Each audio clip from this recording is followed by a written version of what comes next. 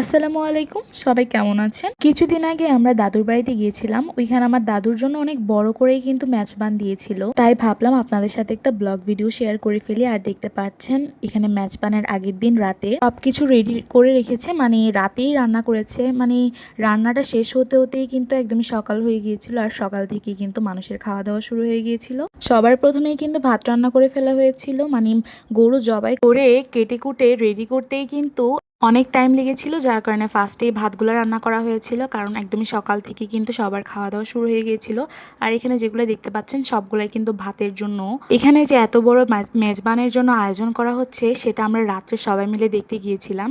তো ভাবলাম ছোট ছোট কিছু ক্লিপ নিয়ে আপনাদের সাথে শেয়ার করি। আমার দাদুর বাড়ির জায়গাটা ছোট হওয়ার কারণে একটা বড় জায়গার মধ্যে এখানে আয়োজনটা করা হয়েছিল, মানে রান্না দেন খাওয়া দাওয়া সবগুলো এই জায়গায়।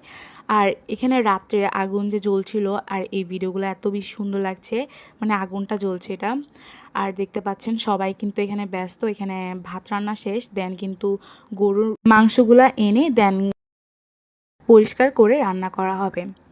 আমরা কিন্তু ভাত যখন রান্না হচ্ছিল তখনই কিন্তু ভিডিও করে তারপর বাসায় চলে এসেছিলাম, আর সবগুলোই ঘুরে ঘুরে দেখছিলাম।